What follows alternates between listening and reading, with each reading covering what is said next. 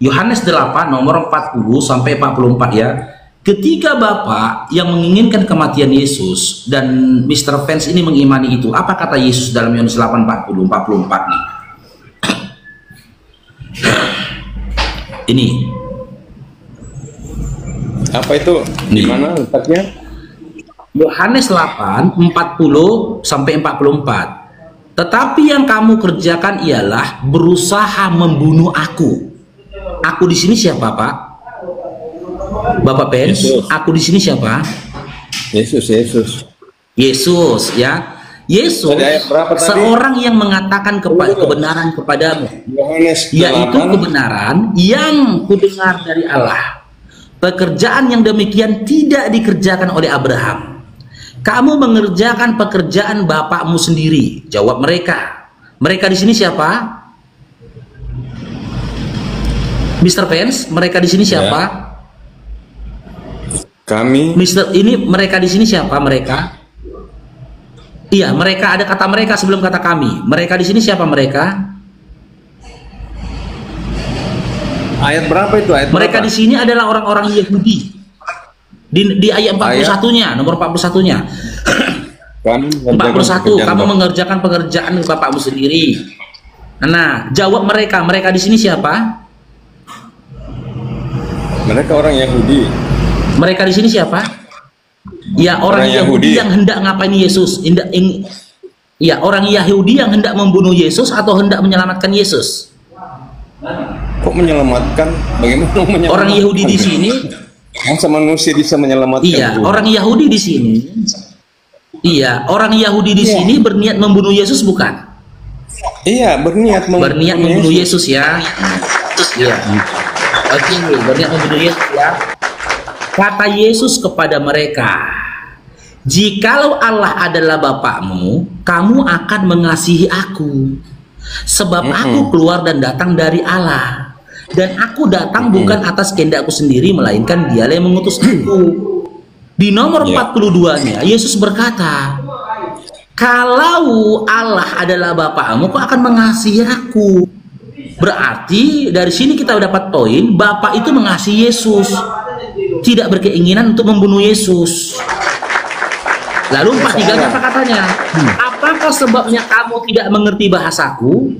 Sebab kamu tidak dapat menangkap firmanku. Nah, di 44 ini, iblislah yang menjadi bapakmu, dan kamu ingin melakukan keinginan-keinginan bapakmu. Ia adalah pembunuh manusia sejak semula dan tidak hidup dalam kebenaran. Melakukan keinginan-keinginan bapakmu, kehendaknya sendiri, sebab ia adalah pendusta dan bapak segala dusta. Sekarang saya tanya, ketika orang Yahudi berupaya untuk membunuh Yesus, yang jadi bapaknya siapa di sini? Jadi gini, yang jadi bapak mereka siapa di sini? Orang Yahudi. Dalam perikop itu pembahasannya tentang keturunan Abraham yang tidak berasal dari Allah. Keturunan Abraham yang tidak berasal dari Allah. Mereka adalah pembangkang. Adalah orang-orang yang tidak mereka adalah pembangkang, betul. Iya, mereka tidak mengikut Yesus karena memang di dalam 2 Korintus 1 nomor 8 begitu dikatakan, orang-orang yang tidak mengenal Yesus, mereka lah yang ingin membunuh Yesus. Kan gitu. 2 Korintus 1 nomor 8. 1 Korintus 2 nomor 8. Orang-orang yang tidak mengenal Yesus itu berupaya membunuh Yesus. Makanya saya sepakat. Orang Yahudi yang Anda katakan di situ tadi adalah orang Yahudi yang tidak mengenal Yesus. Karena mereka tidak mengenal Yesus, maka mereka berupaya membunuh Yesus, betul? Betul? Betul. Dan ketika mereka berupaya membunuh Yesus, siapa yang menjadi bapaknya? Oh, tidak seperti begitu. Pembunuhan Yesus itu adalah merupakan rancangan. Iya, nanti kita ke sana dulu, Mr. Pen. Iya, nanti kita ke sana. Sebelum kita argumentasi yang terjadi dulu. Latar belakangnya dulu. Nggak usah kita pakai menggiring segala, nggak usah. Sekarang kita lihat contoh seperti Abraham. Abraham itu disuruh oleh Allah Bapa untuk mengorbankan anaknya. Nah, apakah itu Allah jahat? Tidak. Di situ ada bahwa terjadi supaya Abraham itu punya ketaatan, dan memang dia taat untuk mengorbankan anaknya. Begitu. Nah, tapi Tuhan mengizinkan itu. Itu latar belakangnya tentang penyaliban.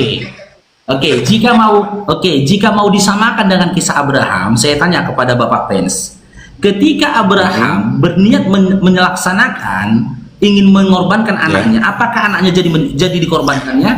Apakah anaknya jadi disembelihnya? Tidak, digantikan tidak jadi ya. Ya, tidak jadi. Ketika Anda katakan Bapak berkeinginan mengorbankan Yesus di kayu salib, apakah Yesusnya jadi mati? Mati berarti keinginan dari Bapak berbeda dengan kondisi yang dihadapi oleh Abraham. Tidak. Beda. Abraham itu tunggu dulu Pak, sabar dulu, tenang dulu. Kita gantian, berdiskusinya gantian ya. Nanti Anda berbicara, baru saya berbicara. Ketika Abraham hendak mengorbankan anaknya, hal itu diurungkan, nggak jadi. Karena apa? Anaknya nggak jadi sembelihnya. Ketika Anda katakan Bapak hendak mengorbankan Yesus, terjadi. Setelah itu Yesus mati di kayu salib. Cuman poin yang jadi pertanyaan saya di kajian saya tentang penyaliban ini tadi tidak mengarah kepada hal itu. Kan gitu. Dan saya tidak berupaya untuk memframing kemanapun atau mengarahkan kemanapun. Saya hanya minta Anda jujur membaca Bible Anda dalam Yohanes 8 nomor 40 sampai 44 saya baca tadi. Mereka di situ Anda sudah katakan orang Yahudi yang berupaya untuk membunuh Yesus, betul? Kata mereka di dalam ayat itu, kata aku di situ adalah Yesus. Kata mereka di situ adalah orang Yahudi yang hendak membunuh Yesus, betul? Iya. Betul? Betul. Nah, ya. ketika orang Yahudi itu berniat hendak membunuh Yesus, siapa bapak mereka kata Yesus? A. Allah, B. Iblis. Kalau membunuh Yesus, maksudnya yang dimaksud di dalam siapa bapak tadi? Iya, karena kan namanya karena namanya pembunuhan itu adalah pekerjaan jahat. Makanya Yesus bilang iblis bapakmu. Berbeda konteks. Konteks yang berbeda. Oke. Saya ulang ya. Ketika orang Yahudi yang tertulis di dalam Yohanes 8:40-44 tadi berniat ingin membunuh Yesus, siapa yang jadi bapak mereka kata Yesus? A. Allah, B. Iblis. Iya, kalau konteks itu. Nah, tetapi ada tetapinya, ya. Itu kan namanya eksekusi salib. Tetapi perencanaan salib itu adalah dari Bapa. Begitu. Iya, nanti kita ke sana. Ini kita ke sini. Ini kita ke situ. Lalu kita komparasikan ya. Anda katakan keinginan untuk menjadikan Yesus mati di kayu salib adalah keinginan Bapak, betul? Ya. Keinginan Bapak. Keinginan untuk mematikan Yesus di kayu salib, membunuh Yesus di kayu salib, itu adalah keinginan Bapak, betul? Betul. Di dalam Yohanes 8 nomor 44 sampai 44, ketika orang Yahudi berniat membunuh Yesus, diulang-ulang itu sudah poin tadi bahwa ini mau dikomparasikan. Ketika dalam Yohanes 8 nomor 40 sampai 44, saat orang Yahudi hendak membunuh Yesus, Yesus mengatakan iblis adalah bapaknya. Maka ketika Anda meyakini Bapaklah yang berniat untuk membunuh Yesus di kayu salib, berarti Bapak itu siapa? Allah atau iblis? Iblis pada versi yang itu. Iblis. Iya. Udah selesai. Beda versi, beda perencanaan dengan eksekusi. Bapak yang Anda maksud di situ adalah iblis. Di situ kamu tidak mengerti tentang perencanaan dengan eksekusi salib. Di situ harus kamu mengerti perencanaan itu dari Allah Bapa, sedangkan eksekusi itu lain. Makanya Yesus bilang karena kamu melakukan yang jahat, maka iblis bapakmu. Beda dong. Iya. Jadi jadi begini ya, saya jelaskan sedikit. Jadi Abraham disuruh oleh Tuhan untuk mengorbankan anaknya, dan Abraham setia, dan dia lakukan itu, tapi Tuhan larang. Kenapa Tuhan larang? Tuhan tidak mau mengorbankan orang berdosa. Tuhan mau mengorbankan anaknya sendiri yang tidak berdosa, untuk supaya manusia itu diangkat dari dosanya. Itu tujuannya tentang salib. Karena tanpa salib, maka manusia tidak akan bisa selamat. Begitu. Jadi itulah rancangan Allah. Rancangan Allah untuk menyelamatkan manusia. Kalau yang tadi peristiwanya tadi itu eksekusi salib. Begitu, bedakan. Jadi kita harus bedakan antara perencanaan dengan eksekusi. Jadi iblis di sini justru ingin menggagalkan penyaliban. Kenapa? Kenapa iblis menggagalkan penyaliban? Agar supaya manusia itu tidak selamat, ya, agar manusia itu janganlah ada yang selamat. Makanya iblis menggagalkan penyaliban. Coba lihat, baca di Matius 16 ayat 21 sampai 23. Ya, silakan dibaca. Petrus dirasuki oleh iblis agar dan menarik Yesus. Ya. Petrus mengatakan, janganlah hal itu terjadi, karena Yesus sudah menyatakan bahwa dia akan menderita mati, begitu. Tapi bangkit kembali. Yesus sudah menyatakan itu. Tapi Petrus tidak mau. Jangan begitu, supaya itu dijauhkan dari Allah. Tapi apa kata Tuhan Yesus? Dia bilang, pikiranmu adalah pikiran manusia. Enyahlah engkau iblis. Begitu. Jadi iblis di sini memang berupaya untuk mengagalkan penyaliban. Pertama, dengan cara menggoda iblis, iblis mencobai Tuhan Yesus. Dan ketika iblis mencobai Tuhan Yesus, dan Tuhan Yesus kan tidak takluk. Bahkan Tuhan Yesus mengatakan, janganlah engkau mencobai Tuhan Allahmu. Disitulah Tuhan Yesus mengucapkan bahwa dia adalah Tuhan Allah. Kemudian peran iblis yang kedua, yaitu membisikkan Yudas agar dia berkhianat. Dan Yudas ternyata dia berkhianat. Pada akhirnya dia menyesal. Dia menyesal tapi tidak bertobat, sehingga dia mati bunuh diri.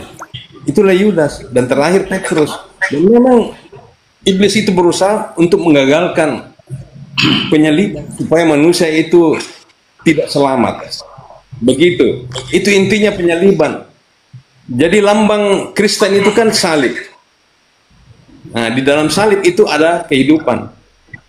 Begitu. Boleh gantian, Mr. Sekali lagi, poinnya lagi, sedikit lagi.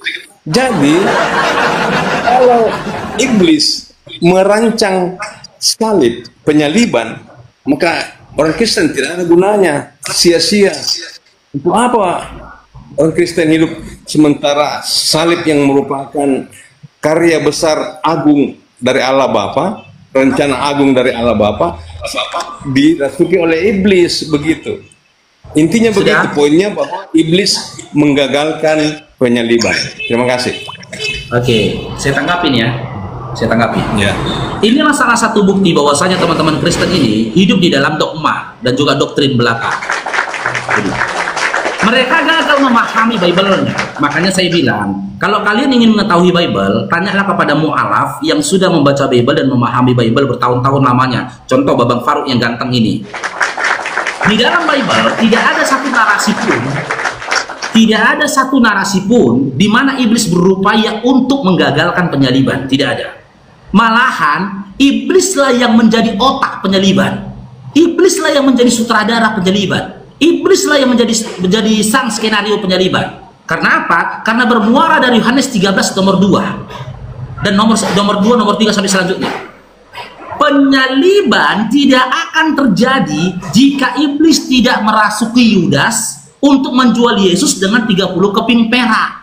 Tidak akan pernah terjadi. Jadi apa yang kalian katakan itu hanya doktrin dan dogma belaka. Bahwasanya iblis berupaya membatalkan penyaliban. Justru iblislah yang menyempurnakan penyaliban, yang merekayasa penyaliban. Karena teman-teman Kristen nggak punya data lain, nggak punya kisah lain, nggak punya cerita lain selain yang tertulis dalam Bible. Penyaliban itu bermula ketika Yudas mengkhianati Yesus. Ketika iblis menghasut Yudas, merasuki Yudas. Adapun data di dalam Matius 16 yang disampaikan oleh Bapak Fens tadi, itu tidak ada sangkut pautnya dengan penyaliban. Karena di dalam Matius 16 tadi, Yesus tidak berkata, "Aku harus mati di kayu salib untuk menebus dosa manusia." Tidak ada. Bahkan ketika Petrus menebas telinga dari tentara Romawi pada saat itu, Yesus itu memarahi dia dengan mengatakan dia iblis. Karena apa? Itu korelasinya dengan Yohanes 8 nomor 40-44. Iblis itu pembunuh manusia sejak dahulu. Yesus menyaksikan keinginan dari Petrus untuk membunuh tentara Romawi itu tadi. Maka Yesus mengatakan, "Iblis, pergilah kau wahai iblis." Karena Yesus konsisten dengan apa yang dikatakannya dalam Yohanes 8 nomor 40-44. Siapapun yang berencana atau berniat untuk membunuh manusia, iblislah yang menjadi bapaknya. Yang kedua, kalau teman-teman Kristen tetap berpegang kepada doktrin dan dogma, di mana kekejian dinisbatkan kepada Bapa yang telah mengutus Yesus, agama Kristen itu bisa bubar. Bisa bubar. Berarti ada beberapa pemahaman yang didapat di situ. Yang pertama, ternyata Bapa yang menjadi Tuhannya teman-teman Kristen itu keji. Kenapa keji? Dia membiarkan pembunuhan, dia membiarkan penganiayaan terhadap Yesus yang dikatakan. Dan yang kedua, dia berarti telah berdusta. Bapak itu telah berdusta dengan perkataannya sendiri. Dia bisa dikatakan munafik.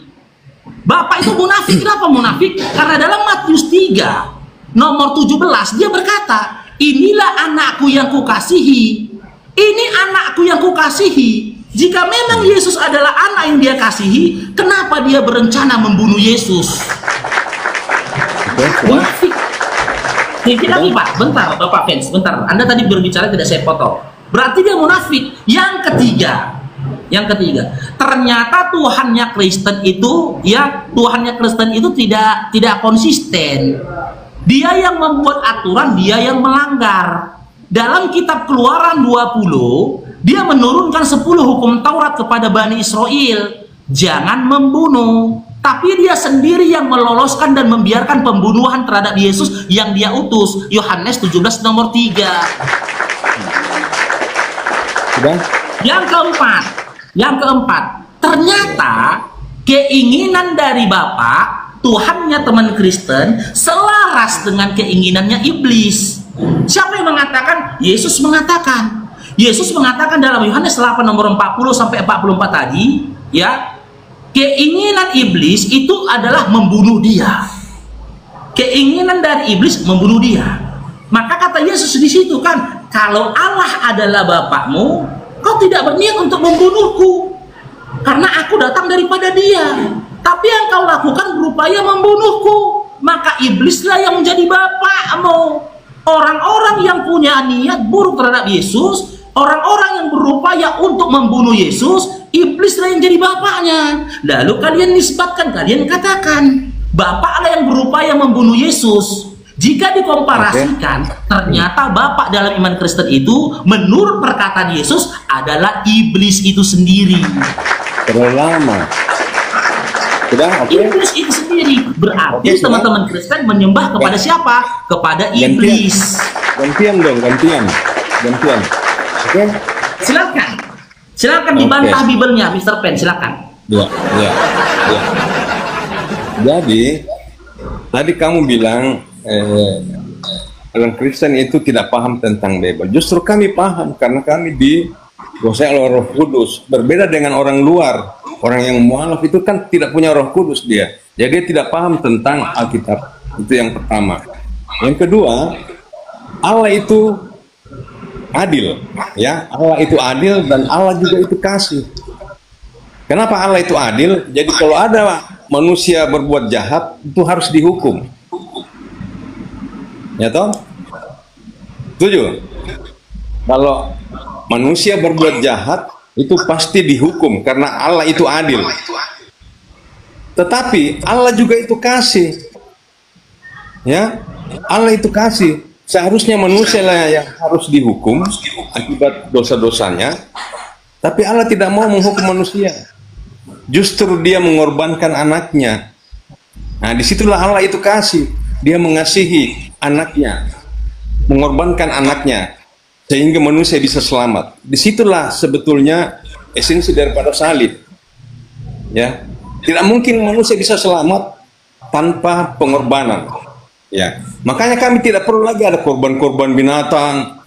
Setiap kami tidak perlu ada itu karena Tuhan Yesus sudah melakukan itu, mengorbankan dirinya ganti kami. Ya, jadi tidak ada lagi pengorbanan daging, pengorbanan hewan tidak ada lagi. Itu satu kali dilakukan oleh Yesus. Dan itu adalah merupakan rancangan Bapa. Kalau yang tadi yang Anda maksudkan tadi itu masalah eksekusi di lapangan.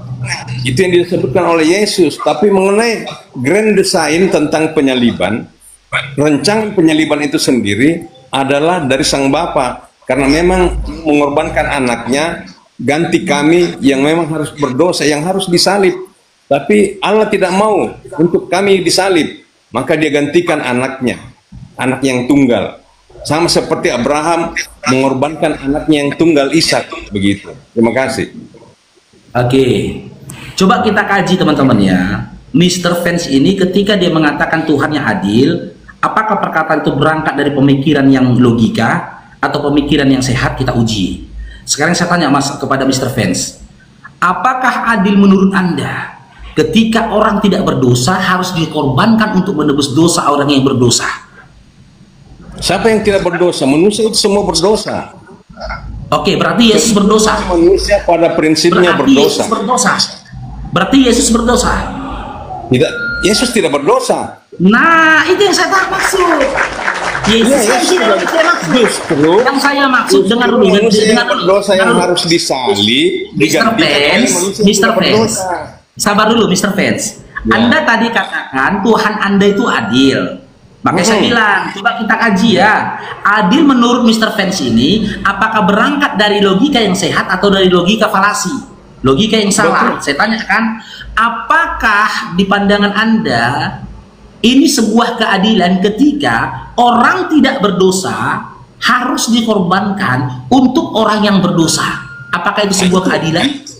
Itu unsur kasihnya ada di situ, kan ada tadi dua. Nanti dulu jawab dulu.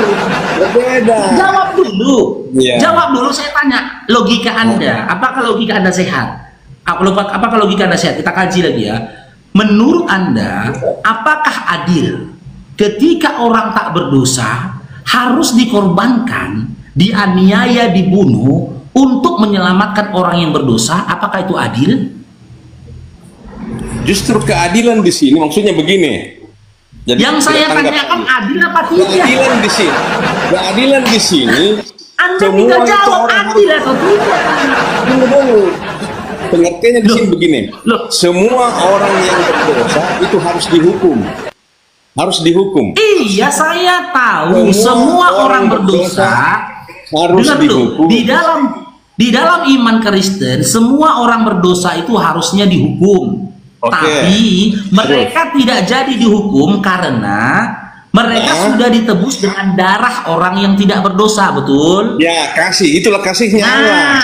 Sekarang saya tanya, apakah kata adil yang Anda katakan tadi berangkat dari nalar yang sehat? Saya uji dulu. Ketika orang yang tak bersalah harus dikorbankan untuk menyelamatkan orang yang bersalah, apakah itu adil? Ya karena dia mengorbankan anaknya sendiri. Dia kan mengorbankan anaknya sendiri. Kecuali orang lain yang dikorbankan. Adil atau tidak loh? Tidak. Di situ adalah unsur pengorbanan. Dia mengorbankan anaknya sendiri. Yang adil itu adalah semua manusia yang harus dikorbankan. Anak. Sekarang saya tanya ke Dinda Mr. Vance ya. Anaknya ini berdosa nggak? Tidak berdosa. Nah, ketika dia mengorbankan, menumbalkan anaknya yang tidak berdosa untuk Ya, menyelamatkan orang yang berdosa, apakah Ya. itu adil? Adil dan kasih di situ. Jadi jangan dipisahkan. Nanti antara dulu adil- kasihnya. adil dan Nanti dulu kasih. kasihnya. Nanti kita mengarah kepada kasihnya. Ya, ini saya bikin pilihan ganda supaya Anda mudah untuk menjawabnya ya. Ketika ada seseorang yang mengorbankan orang yang tidak bersalah untuk menyelamatkan orang yang bersalah, perbuatan itu apakah perbuatan itu A, adil, B, tidak adil? Jadi begini ya, adil untuk pandangan Allah. Adil. Adil. Sudah Untuk teman-teman ya? pandangan Allah. Sudah teman-teman ya? Ternyata perkataan adil, narasi adil itu keluar dari logika orang yang sakit. Itu kan ada tidak ada pengertian. keadilan. Tidak ada keadilan bagi keputusan mengorbankan orang yang salah untuk menyelamatkan orang yang bersalah. Nggak ada keadilan. Berbeda konteksnya. Jadi dia anaknya sendiri yang dikorbankan, bukan orang lain. Karena itu ini dia. keinginan Bible kalian. Iya. Ini Itu kan keinginan Bible kasih. kalian. Kan saya bilang tadi Gantian ada bentar, dua Pak. unsur. Ada Sebentar, keadilan sebentar. dan ada kasih. Jangan hanya keadilan Sebentar. doang yang di. Ya. Ya, sebentar. Ini saya buktikan bahwasanya teman-teman Kristen ini berpendapat dan beriman itu di luar konteks Bible. Mereka berkata dan memutuskan sesuatu di luar konteks Bible. Karena apa? Di dalam kitab Amsal, makanya saya katakan Anda itu tidak, maaf ya, Anda itu tidak waras, maaf. Dan Anda membantah Bible. Kenapa saya katakan begitu? Karena Bible Anda yang mengatakan begitu. Nih, saya buka Amsal 21 nomor 18. Ini. Ketentuan dari Tuhan dalam Bible Anda tidak seperti yang Anda katakan. Anda tadi sepakat ketika orang yang tidak bersalah dikorbankan untuk menyelamatkan orang bersalah. Anda berkata begitu, tapi Bible Anda tak menginginkan itu. Bible Anda menginginkan orang fasik dipakai sebagai tebusan bagi orang benar. Dan pengkhianat sebagai ganti orang jujur. Bible Anda menginginkan orang yang bersalah itulah yang harusnya dikorbankan untuk orang yang benar. Dan orang pengkhianat sebagai ganti atas orang jujur. Tapi pemikiran Anda kebalik dengan isi Bible kalian. Anda mengatakan sebuah keadilan bagi Tuhan kalian ketika orang benar itu dikorbankan untuk orang salah. Sementara Bible kalian sendiri mengatakan bahwasanya yang harusnya terjadi orang fasik yang dipakai sebagai tebusan orang yang benar. Dan pengkhianat sebagai ganti orang jujur. Ini tertulis dalam Bible kalian. Itu kan versinya lain. Dan yang kedua, ini dicampur aduk. yang kedua. Itu kan Ini lain yang kedua versinya. ini. Ya. Ini yang kedua ini. Matius ini. Matius 3 nomor 17. Nih. Apa katanya di sini? Loh, kok jadi gini, bentar ya. Matius 3 nomor 17. Ini. Matius 3 nomor 17. Ini. Ya. Apa katanya? Lalu terdengarlah suara dari surga yang mengatakan. Suara dari surga ini suara siapa, Pak? Bapak. Suara Bapak. Apa kata Bapak? Inilah anakku yang kukasihi. Yesus itu anak yang dikasihinya. Jadi jangan Anda sangkakan bahwasanya Bapak itu ingin membunuh Yesus. Bapak itu mengasihi Yesus. Sementara dalam narasi Yohanes 8:40 sampai 44 yang ingin menyakiti dan membunuh Yesus itu adalah iblis. Ternyata teman-teman Kristen lebih condong kepada pemikiran dan juga kehendak dari iblis. Oke. Bahkan di ayat lain dikatakan, ya, di ayat lain dikatakan, Satu jam terlalu banyak. Satu-satu dibahas. dengarkanlah dia. Dengar dulu Pak, sedikit lagi nih. Tidak ada narasi satupun di dalam Bible di mana Bapak berkata, salibkanlah dia. Sebut satu ayat dalam Bible di mana Bapak mengatakan salibkanlah dia.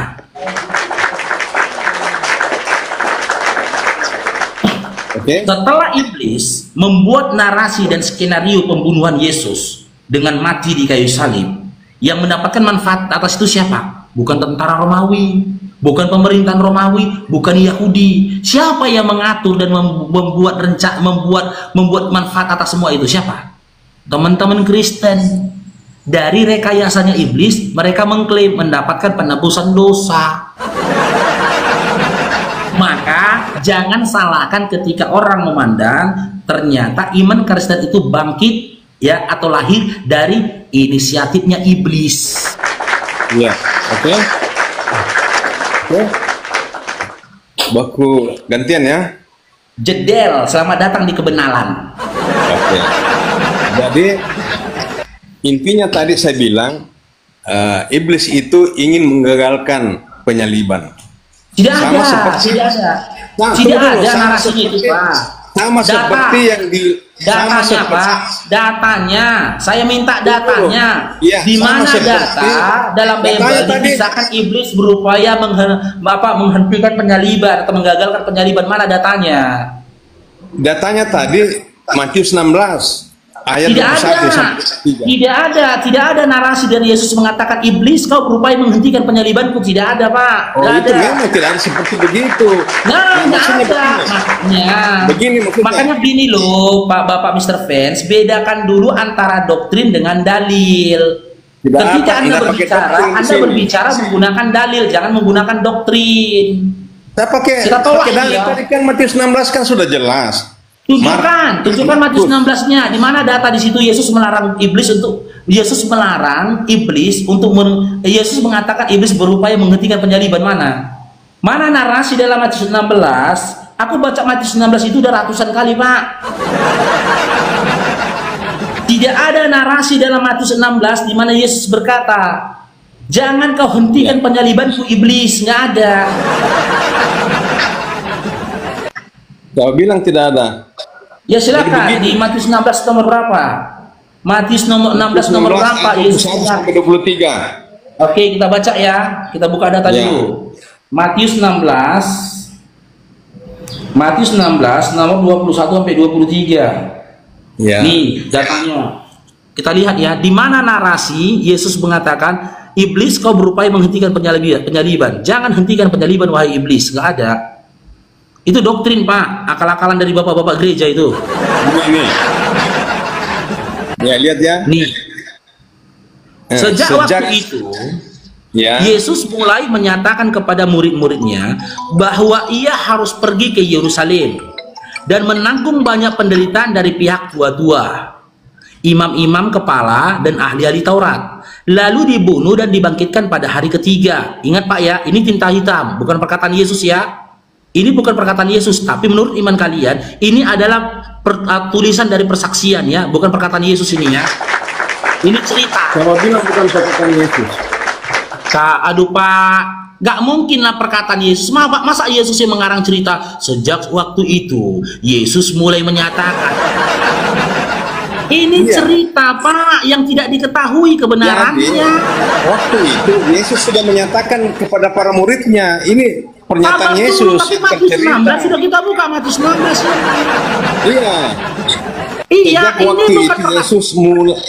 Tunggu dulu. Dengar dulu, Pak. Yesus mulai menyatakan kepada murid-muridnya bahwa ia harus pergi ke Yerusalem dan menanggung banyak penderitaan dari pihak-pihak tua, imam-imam, kepala dan ahli Taurat, lalu dibunuh dan dibangkitkan pada hari ketiga. Intinya di situ. Yesus menceritakan itu. Yang saya tanyakan gini, Pak. Sabar, Pak ya. Yang saya tanyakan, tulisan dari mulai kata sejak sampai dengan diakhiri dengan kata manusia, ini perkataan Yesus atau cerita yang dituliskan oleh si penulis?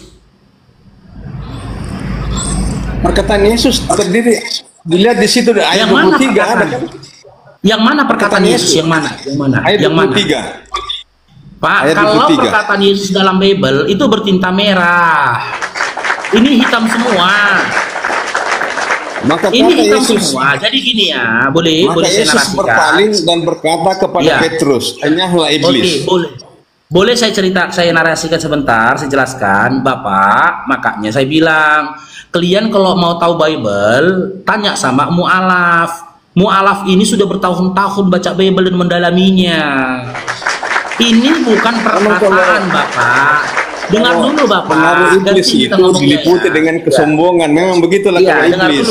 Begitu. Dengar dulu ya, dengar dulu. Ini cerita Bapak, di mana Matius yang katanya penulisnya adalah Matius menceritakan tentang kejadian pada saat itu. Ini cerita, bukan informasi yang dikatakan oleh Yesus. Apa ceritanya? Dia tuliskan di dalam Matius 16 nomor 21-23. Inilah cerita dia. Sejak waktu itu Yesus mulai menyatakan kepada murid-muridnya bahwa ia harus pergi ke Yerusalem dan menanggung banyak penderitaan dari pihak tua-tua. Ini masih cerita semua.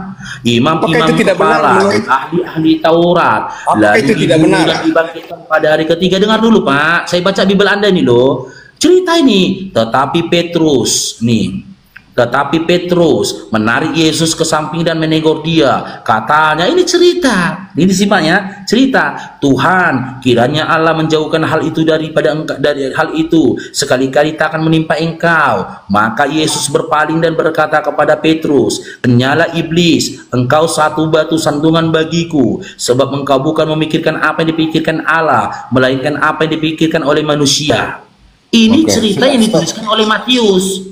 Ini cerita yang dituliskan oleh Matius. Sementara di dalam narasi cerita ini, dari Matius 16 sampai dari nomor 1 sampai nomor sekian, sampai selanjutnya sampai habis, tidak ada dalam narasi ini di mana Yesus mengklaim dia hadir di tengah-tengah pada saat kejadian ini. Tidak ada. Matius itu nggak ada Pak di sini Pak. Ketika bukan penafsiran. Oke, jika memang Matius hadir, jika memang Matius hadir dalam Matius 16 ini, sebut satu ayat dalam Matius 16 dari nomor 1 sampai selesai, di mana Matius si penulis mengklaim dirinya hadir pada saat kejadian. Di mana? Di ayat berapa? Dalam bentuknya pemberitahuan. Di ayat berapa? Yang saya tanyakan. Pemberitahuan tentang penderitaan Yesus dan syarat-syarat mengikuti dia. Di situ kan jelas. Bapak, yang saya tanyakan. Sabar Pak, saya tanyakan. Jika Anda mengklaim dan mengatakan Matius hadir pada saat dialog terjadi antara Yesus dengan Petrus, sebut di ayat berapa dikatakan Matius itu ada pada saat kejadian itu? Di ayat berapa? Ini kan para murid yang hadir semua. Semua pemberitahuan tentang kebenaran Yesus dihadiri oleh semua murid. Dimanapun Yesus berada, di situ ada murid. Bagaimana caranya? Pak, jangan ngarang lah, jangan ngarang-ngarang, jangan berangan-angan. Tidak mungkin ada seperti begini. Saya minta data. Jika memang kalimat seperti sejak waktu itu Yesus menyatakan kepada muridnya, dari mana itu kalau tidak ada dia? Bagaimana? Nah, ini yang mau kita kaji. Apakah tulisan yang tertulis dalam kitab Matius ini adalah benar? Karena gini loh Bapak dengar ya. Di dalam kitab yang kalian imani adalah kitab Injil. Selain kitab Matius, itu ada kitab Petrus, betul? Betul kan? Nah, di dalam narasi Matius 16 nomor 21 sampai 23, di situ ada narasi dialog antara Yesus dengan Petrus. Petrus yang dimaksud itu adalah Petrus muridnya Yesus. Jika memang apa yang dituliskan Matius ini selaras, jika memang apa yang dituliskan Matius ini benar adanya, dialami oleh Yesus dan juga Petrus, salah satu penulis dalam Bible itu ada namanya Petrus, disebut dengan kitab Petrus. Coba sebutkan Pak, tulisan yang dituliskan Matius ini apakah tertulis dalam kitabnya Petrus? Apakah tertulis dalam kitab Petrus dengan narasi yang sama? Gak ada Pak. Dalam kitab Matius 16, Matius mengisahkan kisah Petrus dengan Yesus. Tapi di dalam kitab Petrus, yang diimani penulisnya adalah Petrus gak menceritakan hal itu. Kan aneh. Analoginya itu sama gini Pak. Gini Pak, sama analoginya begini Pak. Saya ini pelaku kejadian. Jadi begini, justru di sini analoginya yang tidak, logikamu tidak jelas. Ini ilmu loh untuk teman-teman Kristen loh.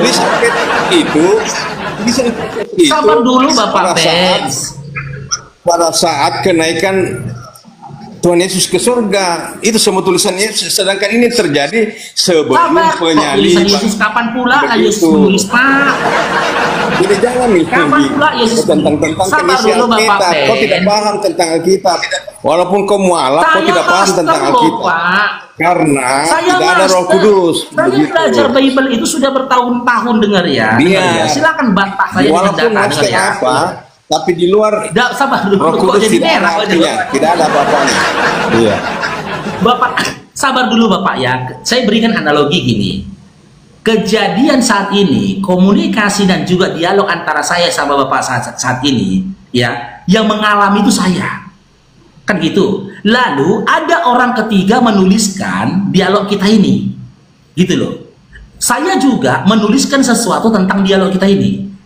Sumber kredibel yang bisa dipercaya, tulisan dari saya yang merupakan tokoh ataupun pelaku, atau tulisan dari orang yang bukan tokoh ataupun pelaku. Tulisan siapa yang lebih kredibel?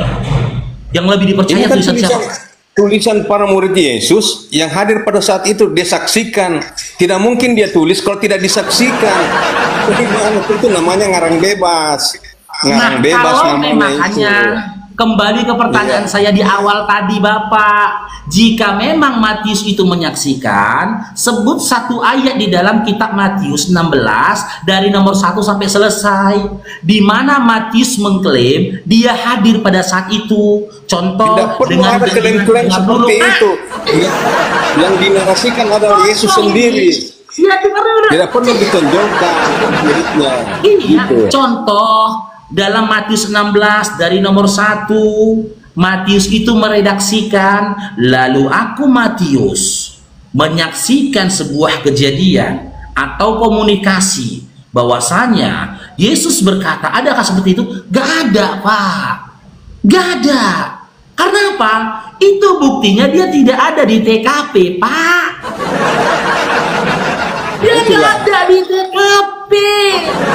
Jadi begini, di pengadilan saja tulisannya ini tertolak. Makanya dulu ketika aku masih Kristen, ku baca tulisan Matius, ketika menceritakan tentang Petrus, ku baca kitab Petrus yang diimani pada saat itu tulisan dari Matius, tulisan dari Petrus, aku heran. Petrus yang jadi pelaku, kok Matius yang menuliskan? Sementara Petrus menuliskan, tapi dia tidak tuliskan kisah yang tertulis yang dikatakan disaksikan oleh Matius. Memang begitu, memang begitu. Sama seperti kalau sutradara tidak perlu ditulis namanya. Sutradara itu dituliskan pelaku-pelaku yang ada. Nggak boleh gitu, nggak boleh gitu. Sebuah film saja, memang kalau ada penulis. Bapak, sebuah film saja sebelum dimulai dibuat itu nama sutradara si Fulan, produsernya si Fulan, pemainnya si Fulan. Nggak ada sutradara yang tidak menuliskan namanya, Pak. Di dalam alur cerita, di dalam alur cerita tidak pernah ada sutradara yang menuliskan namanya. Itu omong kosong itu kalau ada. Loh. Bapak bilang tidak ada sutradara yang menuliskan namanya. Alur cerita yang saya di dalam buktikan ya. Saya buktikan ya, kalau saya bisa buktikan. Yang kita baca tadi ini adalah alur cerita. Kalau saya bisa buktikan, jadi penulis tidak perlu dia menyebutkan namanya. Begitu. Bapak dengar ya. Ini teman-teman ya, untuk kesekian kalinya saya buktikan bahwasanya Bapak Mr. Fancy ini masih Kristen karena nggak tahu Bibelnya.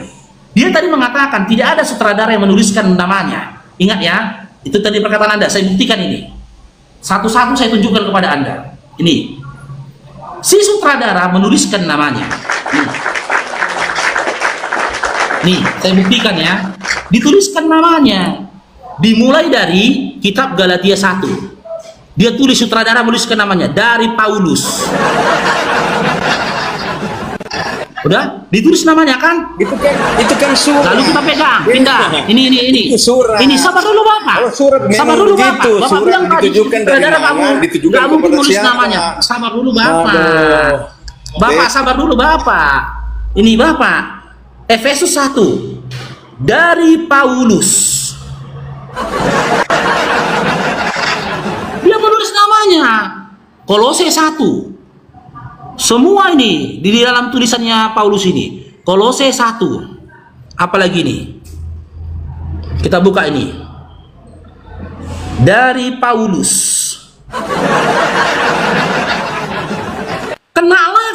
apa? Makanya saya bilang, kalian masih Kristen karena nggak tahu Bible kalian. Semua tulisan-tulisan Paulus kalau dikembalikan dari nomor 1, Kolose 1 nomor 1 dari Paulus, Efesus 1 nomor 1 dari Paulus, Galatia 1 nomor 1 dari Paulus, Roma 1 nomor 1 dari Paulus, apalagi Filipi 1 nomor 1 dari Paulus. Saya nggak mungkin tahu ini kalau saya tidak baca Bible dulu, Bapak. Makanya aku bilang, kalian kalau mau tahu tentang Bible, kalian tanya sama mu'alaf yang sudah fasih bacanya, sudah fakih bacanya, kalian akan jadi pendeta yang hebat. Gitu loh. Jadi yang mau kita sampaikan begini teman-teman, pemikiran yang nggak masuk akalnya. Matius menuliskan kisah antara Yesus dan Petrus dalam Matius 16 nomor 21-23. Petrus pun mengambil bagian dengan menuliskan kitab dalam kitab Petrus. Tapi narasi yang disampaikan Matius narasi yang disampaikan Matius tentang diskusi antara Yesus dengan Petrus, ya, tidak dituliskan Petrus dalam kitabnya. Di situ yang nggak masuk akalnya. Makanya saya bilang, cobalah baca Bible-nya itu dengan hati yang jujur gitu loh, pemahaman yang jujur, Bapak. Sekarang saya tanyakan Bapak, gini Bapak, di dalam Matius 16 dari nomor 1 sampai. Kenapa bertanya terus? Kita harus bertanya sekali-sekali juga. Masa begitu? Mau tanya sekarang. Teman-teman, tap-tap layar lah teman-teman, love orange-nya. Bentar Pak ya. Biar boleh nggak saya tanya sekarang? Boleh. Sekarang. Oke. Boleh, bentar Pak. Saya minta penonton tap-tap layar dulu, biar jangan rungkat. Saya minta teman-teman tap-tap layar dulu. Tap-tap layar teman-teman ya. Tolong tap-tap layar love orange-nya teman-teman ya, biar kuat komalku. Ini resikonya besar teman-teman. Aku naik dengan satu akun nih. Tadi saya mengatakan mudah kena rungkat ini teman-teman. Karena saya tidak punya akun cadangan untuk naik ke atas. Tolong bantu tap-tap layarnya, love orange-nya teman-teman ya. Saya nggak bikin WL itu. WL nggak ada saya buat. Ya silakan Bapak Mr. Feds. Ya. Tadi saya sudah katakan di awal bahwa iblis itu rencananya untuk menggagalkan salib, penyaliban ya, dan itu yang dialami, dan itu yang dialami nggak ada data ya, narasi itu nggak ada data itu yang dialami oleh Nabi Isa maksudnya. Jadi Nabi Isa tidak jadi disalib, itulah tujuan daripada iblis untuk menggagalkan penyaliban. Jadi Isa kan tidak disalib karena itu adalah karya iblis, makanya itu iblis senang sekali Isa tidak disalib. Makanya banyak iblis berbondong-bondong masuk Islam, beragama Islam. Itu dia poinnya. Di mana datanya iblis masuk Islam, Pak? Itu Al-Jin, Alkitab Al-Jin. Kan ada kan? Di mana dikatakan iblis masuk Islam? Di mana? Ya, iblis kan dengan jin sama datanya aja. Di mana? Di Quranmu. Di mana datanya? Iya, di mana datanya di dalam Al-Qur'an dikatakan iblis masuk Islam? Di surat apa, ayat berapa gitu loh? Di surat Al-Jin. Kau bacalah. Masa tidak mengerti. Surah Al-Jin ayat berapa? Saya sudah bertahun-tahun baca Quran, Pak. Bahkan saya lebih intens baca Quran ketimbang saya baca Bible dulu. Saya sudah ratusan kali baca Quran itu, Pak. Apa memang benar jin tidak masuk Islam? Apa memang jin tidak masuk Islam? Bapak, saya tanyakan kepada Anda, di mana datanya di dalam Al-Quran? Gini Pak ya, jangan ketika Anda tidak mampu lagi berdialektika, tak mampu lagi untuk berdiskusi, amarah Anda memuncak hingga menyatakan narasi yang mengarah kepada fitnah dan juga hujatan. Gak boleh begitu. Saya tahu Bapak saat ini sudah marah, wajah Bapak sudah merah. Tapi gini Pak, kita boleh narasi kita boleh keras, tapi ajar tetap dingin gitu loh. Di mana? Di surat Al-Jin. Pokoknya kau baca ayat Al-Jin. berapa? Ada jin masuk Islam. Iya, ayat berapa dikatakan ada jin masuk Islam? Di surat apa, ayat berapa Pak? Udah marah dia nih. Oke, saya cari dulu ya. Udah kalian buktikan kan? Kalian boleh saksikan kan? Bisa. Mu'alaf ini bukan kaleng-kaleng loh. Mu'alaf ini bukan kaleng-kaleng. Makanya saya bilang mu'alaf itu salah satu apologet yang paling ditakuti teman-teman Kristen termasuk pendeta. Karena apa?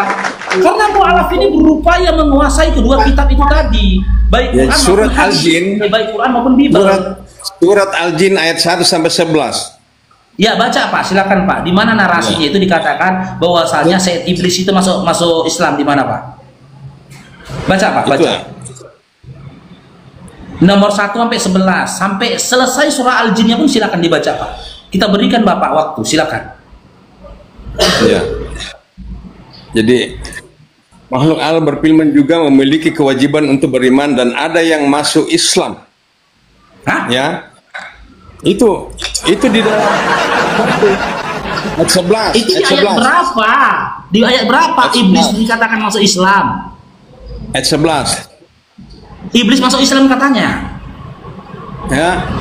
Pokoknya di surat Al-Jin ayat 1 sampai 11 kau baca. Iya, nggak ada Pak. Saya udah baca itu Pak. Dari ayat 1 sampai 11 tidak ada dikatakan bahwasanya iblis masuk Islam. Tidak ada. Nah, ada.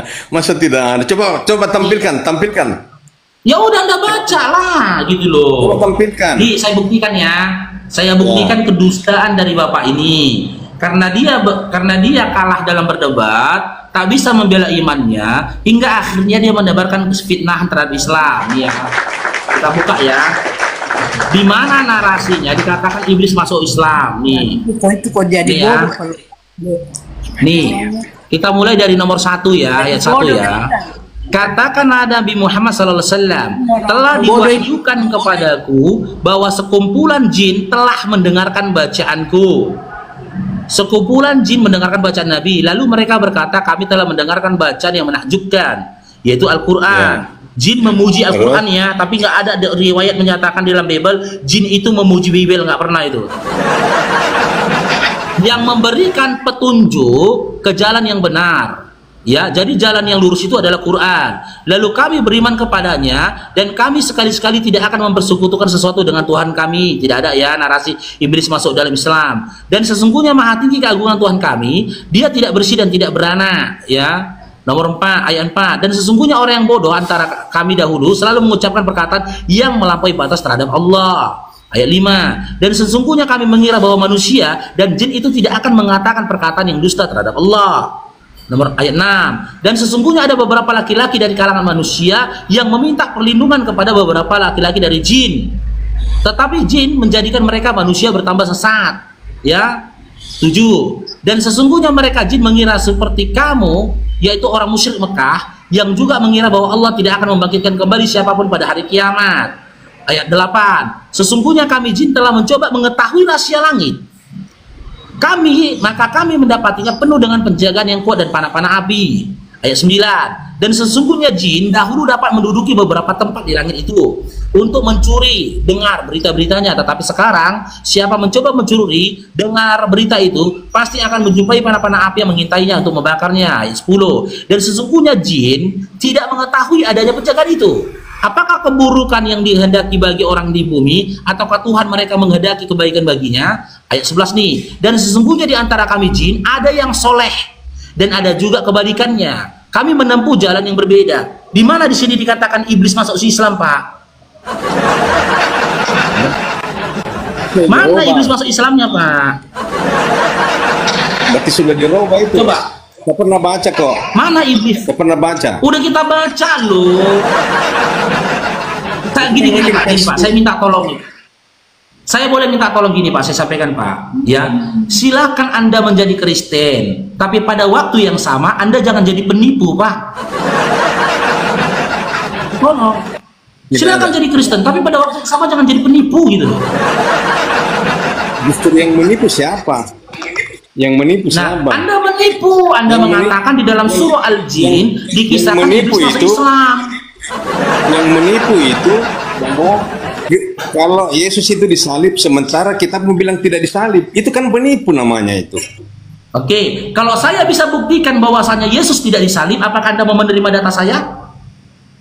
Oh, tidak mungkin tidak disalib. Saya buktikan ayat dalam Bible Anda. Yesus tidak disalib. Yesus tidak disalib. Gimana? Siap? Saya buktikan Bible Anda mengatakan Yesus tidak disalib. Mau? Saya tunjukkan datanya. Coba tunjukkan. Datanya? Oke. Tunjukkan. Simak. Saya akan buktikan dengan satu data saja hancur doktrin dan dogma tipu-tipu Yon Oten. Tengok ini. Coba. Di mana ayat berapa? Nih. Kita buka dalam kitab Lukas 22. Ini. Lukas 22. Ini, saya akan buktikan Yesus tidak disalib. Yesus anak Maria tidak disalib. Perikopnya ya, rencana untuk membunuh Yesus. Nah, perikop kedua ayat 3-nya, Yesus mengkhianati, Yudas mengkhianati Yesus. Nah, yang mau saya bawa di sini ayat 69-nya, Pak. Ini panjang ya. Yang merah perkataan Yesus. Makanya tadi saya bilang, Matius 16 yang Anda sampaikan itu bukan perkataan Yesus, tapi cerita yang diceritakan oleh si penulis.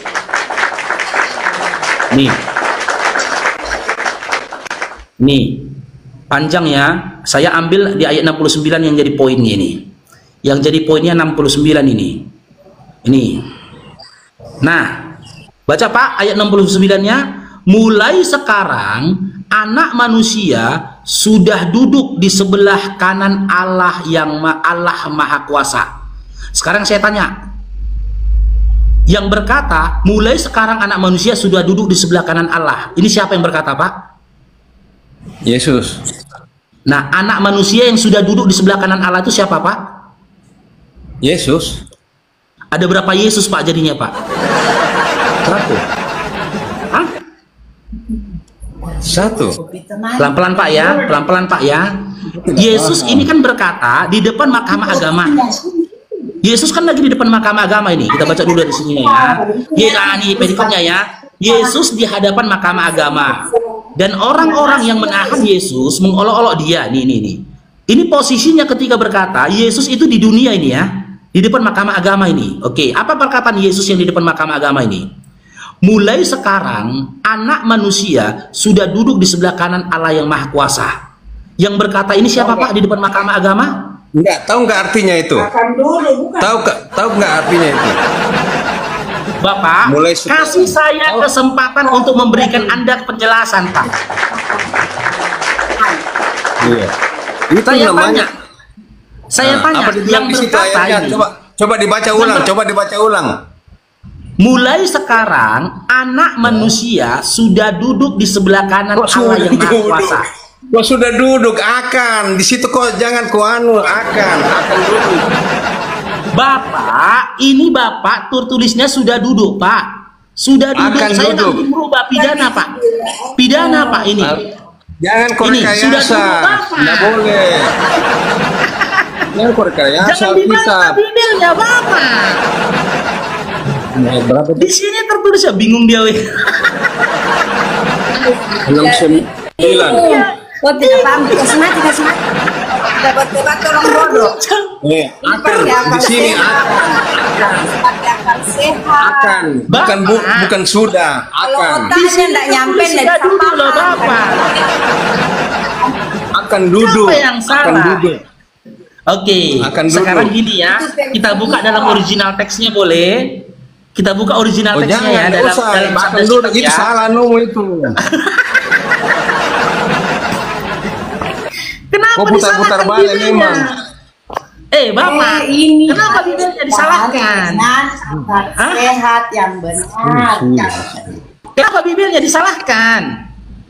Bapak, Iya. terguncang tuh. Oh tidak terguncang. Terkejut Bapak ini. Oh, mak katanya. Saya narasikan lagi Bapak ya. Di dalam ayat 63-nya, Yesus itu dihadapkan dalam mahkamah agama. Yesus dihadapkan di mahkamah agama. Udah. Ketika di dalam mahkamah agama, ini narasi yang penting, Pak. Tengok ya. Ini narasi yang terpenting. ada sesuatu yang aneh Berhentikan dari saja narasi ini, ini, dan ya. kalau orang Nih, ini nggak masuk di akal sehatnya. kita baca karena ya dalam 67-nya. punya Roh Kudus. Katanya, Firman itu nggak gampang sabar dulu, dipahami. Ibu, sabar dulu. Kita Sabar dulu, itu doktrin, Ibu, itu doktrin. Tidak bisa dipahami Itu doktrin. dengan akal manusia. Akal Sabar. manusia yang tidak. Jangan nih. Bapak sabar dulu, Bapak. Makan Sabar dulu, Ibu. Aduh. Sabar dulu, Ibu, ya. Kita mulai ini ya. Yesus di hadapan mahkamah agama. Dengan baik dan benar. Sabar dulu, Ibu.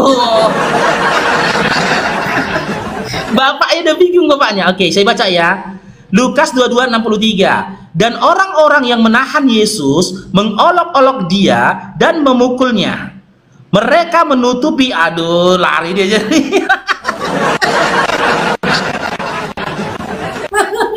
Jadi lari dia tuh.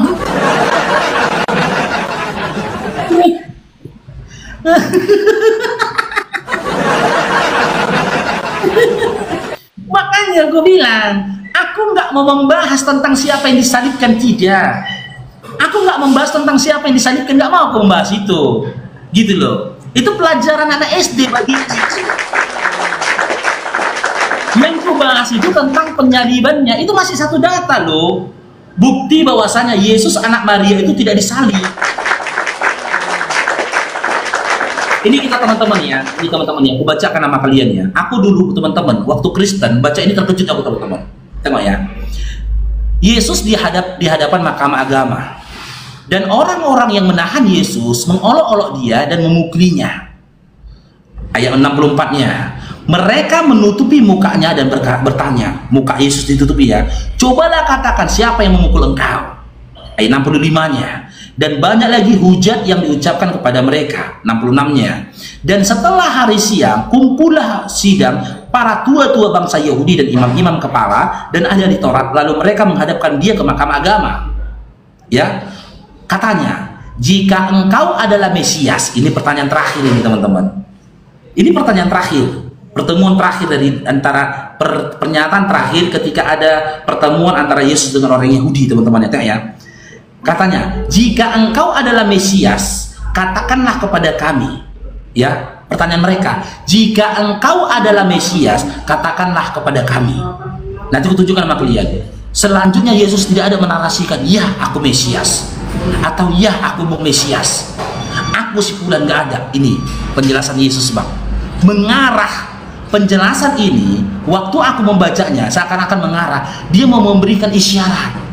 Yesus yang kalian maksud itu udah nggak ada lagi, loh. Yesus yang kalian maksud itu sudah diangkat, sudah diselamatkan.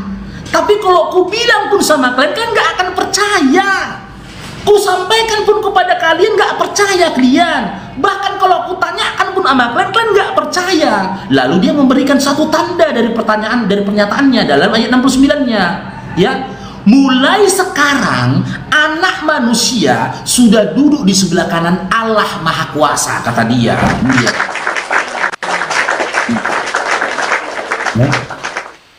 Ini ya kan? Katakanlah kepada kami, jikalau engkau adalah Mesias, katakanlah kepada kami. Jawab Yesus. Ini teman-teman ya, simak teman-teman ya. Disimak, difahami kata per kata menjadi kalimat, tengok ya. Sekalipun aku mengatakannya kepada kamu, namun kamu tidak akan percaya, kata dia. Dan sekalipun aku bertanya sesuatu kepada kamu, namun kamu tidak akan menjawab. Nah, dia berikan ini tandanya, sandinya ini. Mulai sekarang anak manusia sudah duduk di sebelah kanan Allah yang Maha Kuasa. Kata mereka semua, kalau begitu engkau ini anak Allah. Jawab Yesus, kamu sendiri mengatakan bahwa aku anak Allah, kata dia. Lalu kata mereka, untuk apa kita bentar ya, lalu untuk apa kita perlu kesaksian lagi? Kita ini telah mendengarnya dari mulutnya sendiri. Dengan narasi inilah maka Yesus dengan narasi inilah maka Yesus ya dipaksa oleh orang Yahudi untuk diberikan hukuman mati.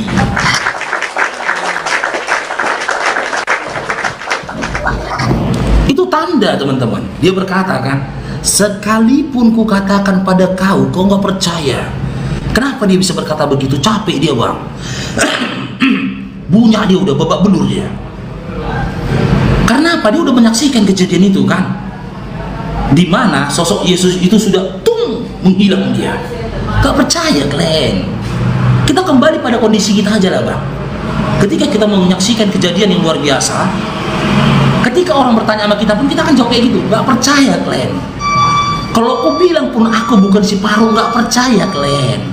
Kalau aku tanya pun nama kalian, kalian pasti gak percaya kalian, kata dia. Mulai sekarang anak manusia sudah duduk di sebelah kanan Allah yang Maha Kuasa. Terkejut pada saat itu imam-imam kepala Yahudi. Maka dari narasi itu Quran menjawab. Dalam Al-Quran dikatakan apa? Sesungguhnya mereka dalam keraguan-raguan yang nyata tentang siapa yang mereka salibkan. Muncul keraguan dari mereka. Hah? Jangan-jangan ini bukan Yesus, tapi udah kepalang tanggung. Kan gitu, proses semua sudah dilakukan. Daripada malu, ya udah salibkan aja sekalian. Katakan kepada orang, kita sudah menyalibkan Isa ibnu Maryam. Lalu Allah membela Isa ibnu Maryam dari fitnah itu tadi. Di dalam surah An-Nisa ayat 158, Allah mengangkatnya dan menyelamatkannya. Luar biasa kan? Luar biasa.